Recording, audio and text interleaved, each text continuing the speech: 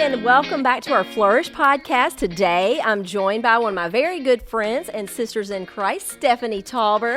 Hello. Hey, it's summer. I know. Awesome. You have been running your shoes off, sis, but hey, LCA principal here, and just wanted to connect with you a little bit today. And one of the things to dive right in that has been on my mind for 2 years, this is real, I've wanted to do a podcast with you on the grittiness of the mission, or true grit, call it what you want. Yeah. But when I see your journey, and I even think of my own personal journey in living on mission, ministry, all the different things, it's been a little tough. Yeah. Would you say? Yeah. I mean, I feel like when I think of the word grit, it doesn't always feel very soft. Yeah. So I don't know, what is grittiness even? I mean, what are your thoughts on that? I think grittiness is just something that you have to have if you want to do anything. Yeah. Like, I think anything worth doing, you're going to have a little bit of that. I feel like for some people, it's something that's developed through time. I think for some people, it comes maybe a little bit more naturally to get up and fight. To me, that's what grit is like the willingness to fight and persevere and push through when things get hard. Which, if you're doing anything worth doing, it will. You know, I mean, it's going to get hard. It's going to get hard. Okay, can we pause right there? Yeah. You said something very significant, and I think we should start there. Some people, you said you believe some people are maybe born with more of that innate, desire to just press through hard things, while others are not. Okay, in your own personal life, I know what I'm going to say, but I'm going to let you go first. Okay. Do you feel like, from the time I was young, I mean, I would just... Or did you need some motivators and some helpers, whether it was your siblings, because you're the youngest? Yeah. Youngest of 5? Four. Okay. Or was it like a thing where you had to kind of be sort of encouraged to get out there and toughen up, Buttercup? Yeah. I think, I always say, and actually my siblings and I literally just last month were having this conversation because I feel like all four of us are really successful in our own way. We all are very different, but we're all successful in our own way. And a lot of times people will comment to that. And what is it that makes that? Like, it's something that I feel like is consistent with us. So, again, all in very different avenues, but successful. And so, what is it that makes us that? And I honestly attribute a lot of it to the way we were raised with our parents. Mm-hmm. My mom especially has always been she just doesn't enable. I don't know. She is one of our biggest cheerleaders. She's going to celebrate us. She's going to do all the things that celebrate big and do all of that. Right. She's definitely always that way. Mm-hmm. But if we were going to try something, we were going to do something, she was going to let us do it and let us fail. And some of the things I look back on and I'm like, oh, I don't know if I would have it in me to let my kids try that. You're like, but really okay? the grit it's like we tried stuff and maybe it didn't work, but we realized we didn't die either, you know? Wow. And so you do it and you're like, that didn't go so well. That was probably not the best. Letting us make our own decisions, I think a lot of it, and I think a lot of it can be attributed to that because I think about just making different choices throughout life and really, again, seeing that I didn't die. I mean, I made a choice, just a quick story. When I was in college, I decided to drop out of school. I wanted to go to LSU, all the things. I made a decision literally in the 1st of November, made a decision to drop out of school, would lose my TOPS, my all my funding, drop out of school, get married, and move to Dallas to go to Bible college. Wow. Called my mom one night and was like, Mom, I think I'm going to drop out of school. I literally had 1 year left. I didn't realize that. You had told me this before. I didn't know 1 year. 1 year left. Wow. I'm going to drop out of school and I'm going to get married and I'm moving to Dallas. And her response was? Okay. Wow. And okay. it wasn't Can I just even go sit down and visit with your mom, because it wasn't even like a little bit of a I would have been like, excuse me, we're going to talk about this. Yes. And what are you doing? You're making right. Oh, man. And so she just not blindly, but like just supportive of feeling like y'all are capable decision makers. And if this doesn't work out, I feel like she just was like, they'll figure that out, and not always willing to give us guidance, but also letting us make choices. And so I say that sometimes it's developed. I think that it's developed through having the opportunity to try something and see if it works or not, Good. And whether that's through parents, not everyone's going to have that, but whether it's through parents or whether it's through a teacher or a mentor, I see in school with kids so often, whether or not they make straight A's or whatever, you see if a kid has a little bit of grittiness, like you're going to be fine. You may not be making straight A's, but like you're going to be very successful because you have the ability to push through. And there is just, to me, being successful looks like getting back up. That's good. And That's so many good. people don't. They don't. So I was telling Stefanee a little bit earlier that when I graduated from high school, I was enrolled in Sewella, going there, and I graduated at 17. And so I remember having to go over there. It seemed so daunting, because here I'm in Sulphur and everything, it's kind of a smaller community. And I thought, I started getting anxiety, and I just really was like, Mom, I can't go. I can't go the first day alone. It's going to be huge. I'm probably going to get lost. I don't know where to park. I listed 5 reasons of why I cannot do this by myself, Mom. You've got to come with me. Please at least just follow me there, lead me there. And she said, I'm not. And I remember thinking, that is so mean. And she said, Lori, you are becoming an adult. I mean, again, I'm 17. Okay. We'll talk about that later, Mom. But she was like, hey, you're going to do this. And I remember being so upset and disappointed. And I said, I don't even know how to get there. Well, look up the directions. And it's like, she just did that tough love thing with me. And it was like, hey, it's time to get some independence of yourself. And even though I cried the whole way to school and I had anxiety in the car, I wanted to turn around and not even go in, I pressed through the awkward, the fear, the uncomfortable, and I did it. And honestly, I made friends really fast. It's so crazy because the very things that are often terrifying, such as doing something new, going someplace by myself, this and that, it was so freeing that I thought, I didn't die.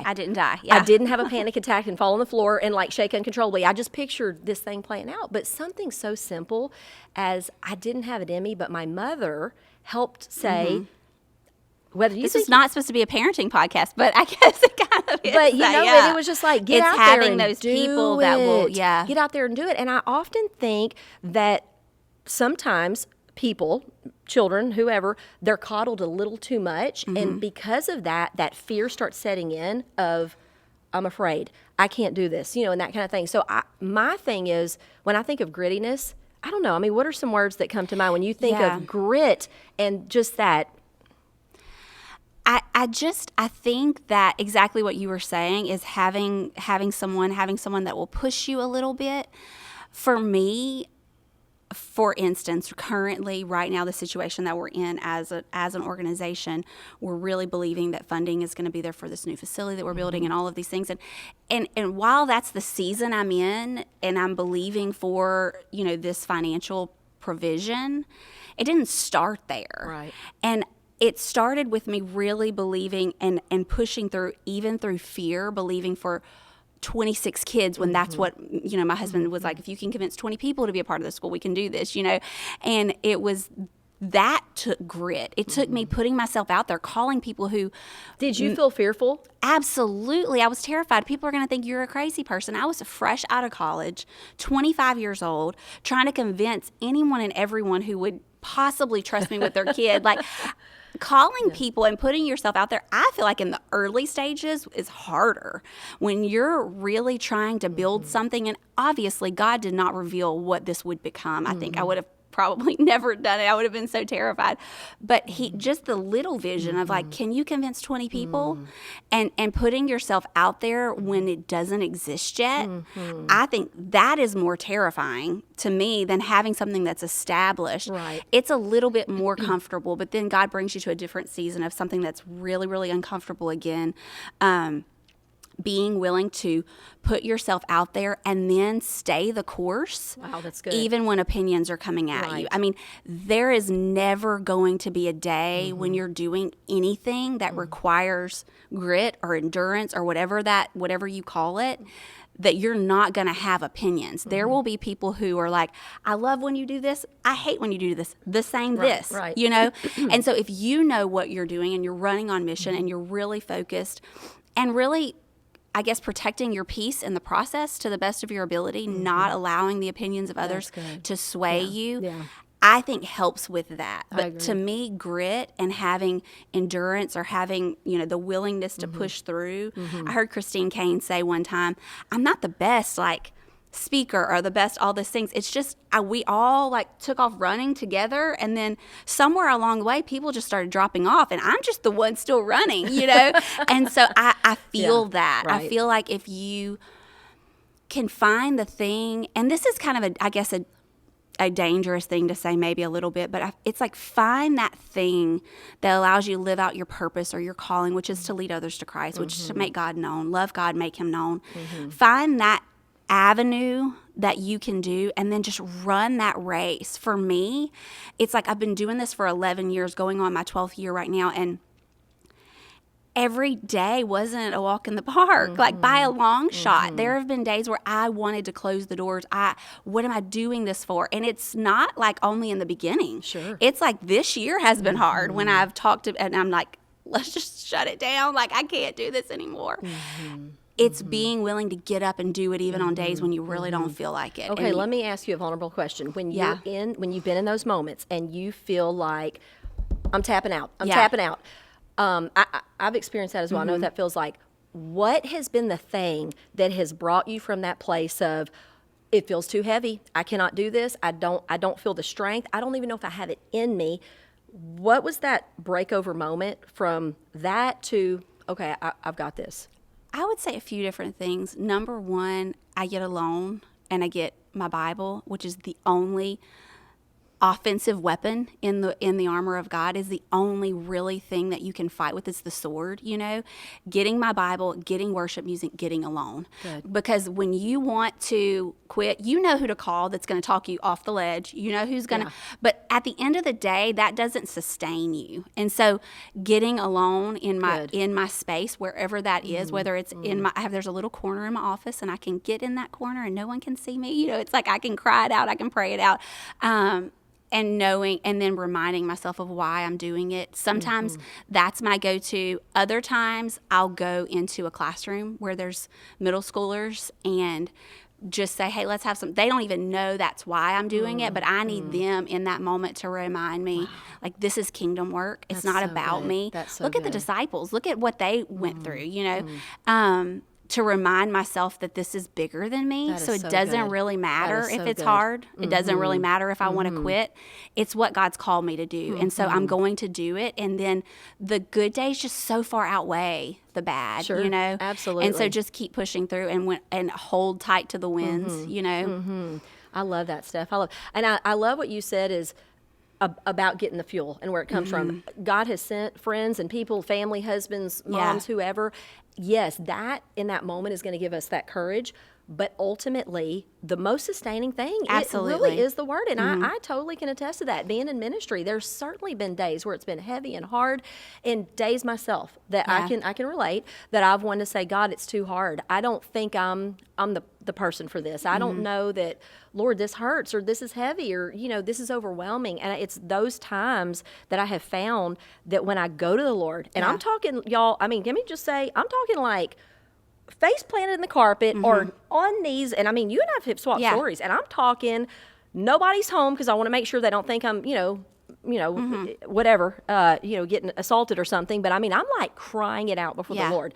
I want to give anybody who's watching today permission, do that. Yeah. Just, y'all, I can't even tell you into words. I don't think I could adequately describe the freedom that comes from just being vulnerable and that alone time with the Lord. Yeah.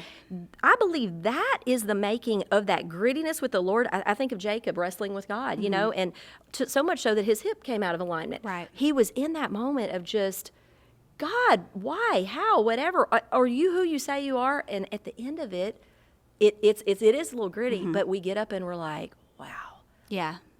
I feel so sustained. I feel courage from a place of a supernatural that no human could have really, you know what I mean? Yeah. Yes, we need people, and it's so inspiring to spend time with one another. And then the next thing you said was you place yourself in the middle of the mission. In other words, same thing works for me. When I start getting almost even seasons of burnout, Stefanee, I've noticed, if I'll go spend time with children, this is bizarre, I don't think I've ever really shared this, and the elderly, it does something to my soul. Yeah. it brings me to this place of almost like childlike faith. And it's like the Lord says, pay attention. Yeah. Spending time with children and the elders, it really just kind of brings me back to this place of, this is my why. And it's whatever fuels you. Like it's when I think of calling or different people call it different. When I think of that thing that the way that we live out our purpose, whether it's, everybody has their own area, whether it's the workplace, whether it is complete, being in ministry as far as being in a church, everybody has it looks different for everybody. It does. But when you're really, it's that thing that you can't stop thinking about. It's the thing that it drives you, it motivates, it fuels you. And so when you start to feel empty, getting in the Word, getting in worship, because that's going to be across the board what everybody needs to do. When you feel burnout, like it will refuel you. But there's something about reminding yourself why you're doing what you're doing. And when you're seeing lives changed, or you're seeing, I think about if you're in nursing or you're in, and you're really feeling burnout, maybe you're administrator, or maybe you're, I don't know, I'm not in the medical field, but they're obviously the medical, they're burnt out, exhausted. And maybe it's a patient, maybe it's going into one of those rooms and they don't even know why you're in there, but like it can be anything. Something so that simple. Just reminds you why you're doing what you're doing. And so for me, it is middle school kids. I almost always, that's going to be something that just reminds me, being able to pray with them, being able to see them encounter Jesus. But it looks different for everybody. And it's often so simple, right? How many times do people come to, your position of leadership, and then us as pastors come to us regularly, they feel stuck. They feel stuck, and they're like, I don't know why I'm in this cycle, and I just can't seem to get, like, if you think of a rut, they're in a rut. They want to get on the higher ground, but they're like, I just can't seem to get there. So what would you say to those people watching today that they just feel like they need like a turbo blaster to get them unstuck, to get from this rut to that higher ground that we've kind of talked about it already. Serve somebody. Come on now. Can you say that again? That's the answer. I remember Hurricane Laura coming back and feeling just so, there's not a person who drove back to this area that couldn't you're going to get me crying because that changed my life. You could just feel the brokenness in our area when we came back. Yeah. And immediately I was like, I cannot sit in this funk. Like, I've got my school has dozens of trees down. We've got to get back up. All of that can wait because I've got to get in the right place. And so that's when I called you and was like, what are we doing? Like, and that's whenever we were able to connect and serve and give food and do meals and all of that through partnering, joining the local church, which is a great place to start. Find a good church, plug in, and Stefanee, it serve takes us with outside of them. ourselves. Yeah. When we get stuck in our heads, y'all, I cannot tell you how many times in my life, walk with the Lord. I got saved at age 13, and I'm 48 years old, and I haven't turned back. I've been serving God faithfully. There have still been times and pockets, though, that I've gotten in those valleys of depression or anxiety or fear or whatever that place I was stuck, and it was like the Lord said, go help somebody. And I kind of forgot about that till you said serve. Hey, there's somebody who needs what you have. Give it away today. And I'd be like, but Lord, what about me? The minute I would go, okay, Lord, who should I call? Or who? My whole day turned around. Right. It shifts the focus from anytime you're dealing with, and I have struggled since I was a teenager with anxiety, and it still tries to creep in. It doesn't just go away. It still tries. But anytime that I get caught up in anxiety, depression, feeling, it's so self-focused. And so anytime that you get caught up in that, if you will give what you do have to somebody else, it shifts the focus from you to purpose, to God calling. And so that to me is the greatest tool to get out of your own funk. Isn't that so kingdom-minded? The word said it is more blessed to give than to receive. But the world says the opposite. Give me, give me, give me. It's all about me. Have it your way, right away. We hear all these slogans, and ultimately it's about feeding self and feeding the empire of selfishness. That's the message that we hear from the time we are 0 to if we live to be 100. And Stefanee, isn't it incredible, though? Kingdom is opposite. It says, no, if you want to live, you actually give your life away. If you want to be free, you actually help free others. But Lord, I'm bound. Okay, well, what are you doing to help someone else? And the moment we step into that, wow.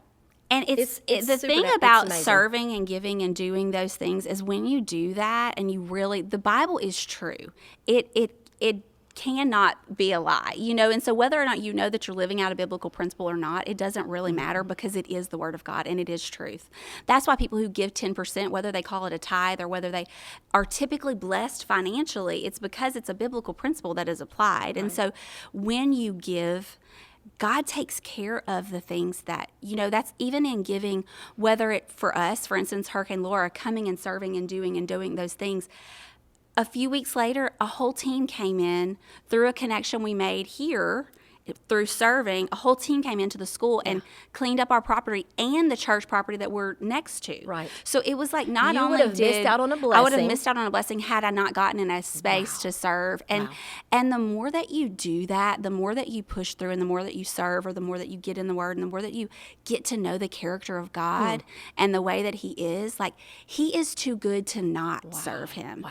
And He's too good to not have a little bit of grit and a little bit of fight. And because you're doing kingdom work, and when you're doing kingdom work, it's just easier to push and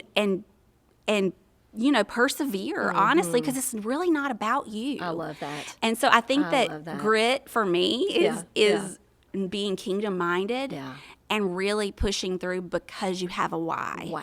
I don't know how to do that when it's not kingdom because I feel like without Christ and without His Holy Spirit helping me to see why I'm doing what I'm doing, I would have given up a long time ago. Wow. But when it comes to doing something that is kingdom minded, it's just He's too good to quit. Right. You know? Yeah, that is so good. Okay, so as we're wrapping up, what would you say would be an anchor?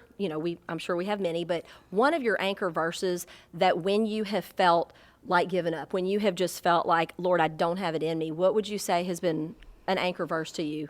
I would say a chapter. Ooh, say it. So Hebrews 11 is my go-to. Anytime that I know, like, without faith, it's impossible to please God. And from the deepest place in me, all I want to do is please Him.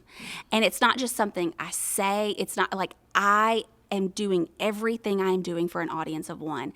And if the whole world hates me or the whole world thinks I'm crazy, that's okay as long as I'm being obedient to Him. And so having faith, that whole chapter of people, person after person who failed, who messed up, who got it wrong, but still had faith in God and they pleased Him, that is absolutely, and it's on my Bible app. I push play when I'm getting ready so many times, just to be reminded that, like, I want to be a person of faith. I want to be a person who pleases God. I love so that would be probably my go-to. What's yours? Thank you, Steph. Okay, this one kept coming to mind over and over, and it is stir yourself up in your most holy faith. That is a verse, and let me explain. Throughout my really just growing up in the Lord, there were times that I just thought, Lord, but I don't have a person. But God, I don't have. And listen, I got married very young, and my husband is the opposite of me, in case y'all don't know Pastor Jody's personality very well.